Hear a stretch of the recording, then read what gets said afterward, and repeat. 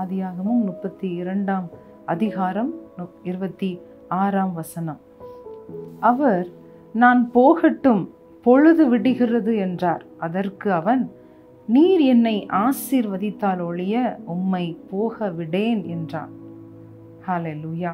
இங்கே நாம் பார்க்கிறோம், யாக்கோபு இடத்திலே ஆண்டவர் சொல்லுகிறார், தூதனானவர் சொல்லுகிறார், நான் போகட்டும், என்னை விடு, பொழுது விடுகிறது அப்படின்னு ஒரு காரணத்தோடு ஆண்டவர் என்னை விடு, என்னை விடு, என்னை விடு, நான் போகட்டும், லெட் மீ கோ அப்படின்னு சொல்லும் பொழுது யாக்கோபு விடாப்பிடியாக, அவன் உறுதியாக, அவன் இடைவிடாமல் சொல்லுகிறான், ஆண்டவரே, நீர் என்னை ஆசீர்வதித்தால் ஒழிய நான் உம்மை போக விடமாட்டேன் அப்படி என்று பார்க்கும்போது, நான் உம்மை போக விடமாட்டேன். ஆண்டவர் தானே அவனை சோதிக்கும்படி, அவனை பார்க்கும்படி, அவனுடைய செயலை பார்க்கும்படியாக அவர் நான் போகட்டும், என்னை விடு என்று சொல்லும் பொழுது அவர் உறுதியாயிருக்கிறார் போக வேண்டும் என்று. ஆனால் யாக்கோபோ அவரை போக விட மனமில்லாமல், அவரை போக விடாமல் அவன் துணிகரமாகவும் தைரியமாகவும் அல்லேலூயா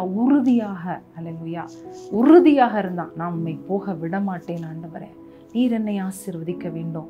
என்னுடைய வாழ்க்கையில் எவ்வளவோ ஆசீர்வாதங்கள் இருக்கிறது, ஐஸ்வர்யம் இருக்கிறது, எவ்வளோ எனக்கு இருக்கிறது. ஆனாலும் நீர் என்னை ஆசீர்வதிக்க வேண்டும். அப்படி என்றால் நீர் என்னை விட்டு போகக்கூடாது, நீர் என்னோடு கூட இருக்க வேண்டும். அவன் அவன் அவன் அவன் விரும்பிய காரியம் இன்னைக்கு நம்முடைய வாழ்க்கையிலையும் ஆண்டவர் எதிர்பார்க்கிறார். நாம் எப்படி இருக்கிறோம்? ஆண்டவரை போக விடுறோமா? நாம் ஆண்டவரை விட்டு போய் விடுகிறோமா? போவதற்கு மனமுள்ளவர்களாக இருக்கிறோமா? மனதுக்குள் சிந்திக்கிறோமா?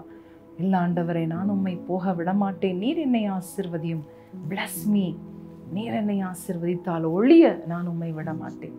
விடாப்பிடியான ஒரு ஜெபத்தை பார்க்கிறோம். இந்த விடாப்பிடியான ஜெபம் நம்முடைய வாழ்க்கையிலும் காணப்படட்டும். ஆண்டவர் உங்களை ஆசீர்வதிப்பாராக. ஆமென்.